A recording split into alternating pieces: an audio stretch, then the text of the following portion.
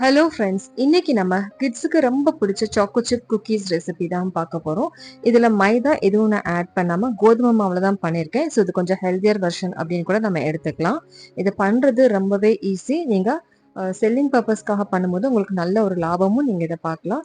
So வீடியோவை end வரைக்கும் skip பண்ணாம பாருங்க. ப்ளீஸ் லைக் பண்ணி பாருங்க. இதுக்கு நான் பட்டர் பார்த்தீங்கன்னா 100 கிராம்ஸ் அளவுக்கு நான் சால்டட் பட்டர் தான் எடுத்திருக்கிறேன். இது வந்து ரூம் டெம்பரேச்சர்ல இருக்கணும். பேக்கிங் பண்றதுக்கு முன்னாடி நம்ம எல்லா இன்கிரீடியன்ஸுமே நம்ம ரூம் டெம்பரேச்சருக்கு கொண்டு வரணும். அது ரொம்பவே முக்கியம் ஃப்ரெண்ட்ஸ். நீங்க ஃப்ரிட்ஜில் வந்து அப்படியே டேரெக்டா யூஸ் பண்ணீங்கன்னா உங்களுக்கு வந்து அவுட்புட் சரியா வராது. ஸோ இப்போ பார்த்தீங்கன்னா நான் இது கூட பவுடர் சுகர் ஆட் பண்ணிக்க போறேன் 1/2 கப் அளவுக்கு. இப்போ கிராம் அளவு அப்படின்னு பார்த்தீங்கன்னா 70 கிராம்ஸ் அளவுக்கு வரும். ஸோ இந்த அளவுக்கு நான் நார்மல் சுகர் வந்து பவுடர் பண்ணி நான் ஆட் பண்ணியிருக்கிறேன். உங்களுக்கு என்ன ஐசிங் சுகர் இருந்துச்சுன்னா நீங்க அதை கூட நீங்க யூஸ் பண்ணிக்கலாம். இப்போ ரெண்டையுமே நல்லா மிக்ஸ் பண்ணிட்டு ஒரு எலக்ட்ரிக் பீட்டர் வச்சு நல்லா க்ரீமி கன்சிஸ்டன்சி வர அளவுக்கு நல்லா பீட் பண்ணி எடுத்துக்கலாம்.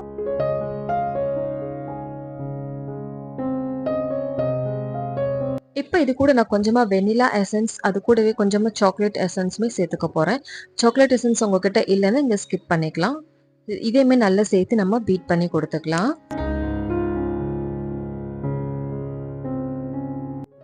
ஸோ இது டெக்ஸ்டர் பார்த்தீங்கன்னா நல்லா க்ரீமியாக இருக்குது. இதுதான் பர்ஃபெக்டான கன்சிஸ்டன்சி. ஸோ இந்த அளவுக்கு வந்ததுக்கப்புறம் இது கூட ட்ரை இன்க்ரீடியன்ஸ் ஒவ்வொன்றா நம்ம சேர்த்துக்கலாம். இதுக்கு மேலே ஒரு ஸ்ட்ரைனரை நான் ப்ளேஸ் பண்ணிக்கிறேன். இது கூட 1 கப் அளவுக்கு நான் கோதுமை மாவு சேர்த்துக்க போகிறேன். 150 கிராம்ஸ் அளவுக்கு வரும் கிராம் அளவில்.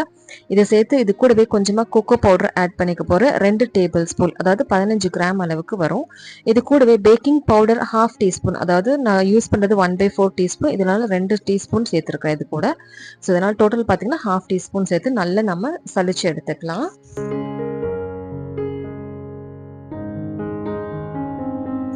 இப்போ நம்ம ஸ்பேட்சுலாவை வச்சு நல்லா மிக்ஸ் பண்ணி கொடுத்துக்கலாம். இதுக்கு பால், தண்ணி எதுவுமே நம்ம ஆட் பண்ண வேண்டாம். இந்த அளவுக்கு நம்ம லைட் நம்ம மிக்ஸ் பண்ணி கொடுக்கணும். எப்பவுமே சப்பாத்தி மாவு மாதிரி பிசைஞ்சு கொடுத்தோம்னா நம்ம குக்கீஸ் வந்து ரொம்ப ஹார்ட் ஆயிரும். ஜஸ்ட் எல்லாமே மிக்ஸ் பண்ணாலே போதும்.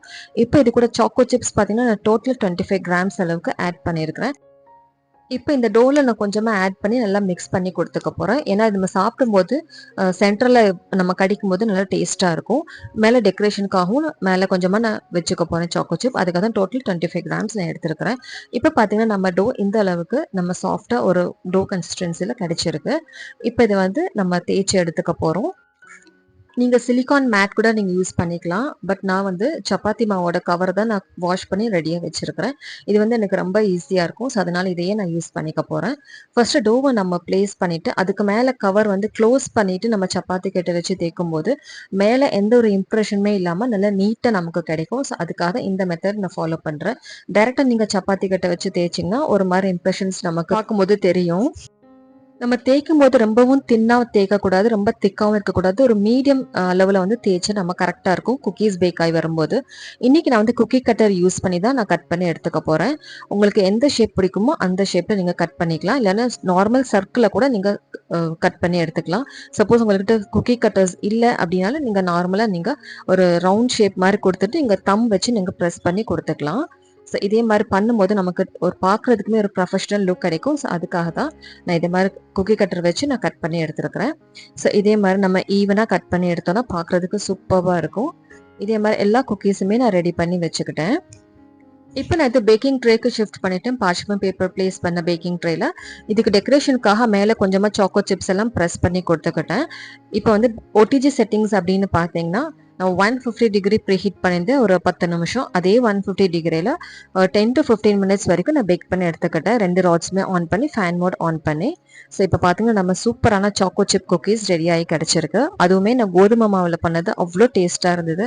கண்டிப்பாக உங்கள் கிட்ஸ்க்கு நீங்கள் இதே மாதிரி ட்ரை பண்ணி கொடுங்க ஃப்ரெண்ட்ஸ். எனக்கு வந்து இது ஆர்டர் குக்கீஸ் தான் 200 கிராம் அளவுக்கு எனக்கு ஆர்டர் கிடைச்சது. ஸோ அதை தான் அங்கே மெஷர் பண்ணி உங்களுக்கு கொடுத்துருந்தேன். பட் டோட்டல் கிராம்ஸ் நமக்கு கிடைச்சது பார்த்தீங்கன்னா 320 கிராம்ஸ் அளவுக்கு நம்ம குக்கீஸ் கிடைச்சது. கஸ்டமருமே நல்ல ஃபீட்பேக் கொடுத்துருந்தாங்க. எனக்கு ரொம்ப ஹாப்பியாக இருந்தது. ஏன்னா அவங்களோட சாட்டிஸ்ஃபேக்ஷன் தான் நம்மளோட பேக்கிங் பிஸ்னஸ்க்கு ஒரு நல்ல மோட்டிவேஷனாக இருக்கும்.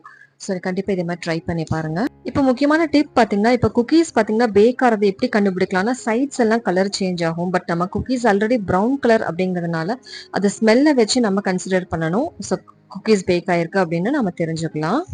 அடுத்தது காஸ்டிங் அண்ட் ப்ரைஸிங் பார்ப்போம். ஸோ இன்னைக்கு நான் கொடுத்த இன்க்ரீடியன்ஸ் எல்லாம் லிஸ்ட் அவுட் பண்ணி கொடுத்துருக்கேன். அதுக்கான காஸ்ட்டுமே நான் டேரெக்டாக கொடுத்துருக்கேன். Baking powder, vanilla essence, chocolate essence எல்லாமே சேர்த்து ₹5 நான் கால்குலேட் பண்ணியிருக்கிறேன். ஸோ டோட்டல் காஸ்ட் பார்த்தீங்கன்னா நமக்கு ₹120 அளவுக்கு வந்திருக்கு.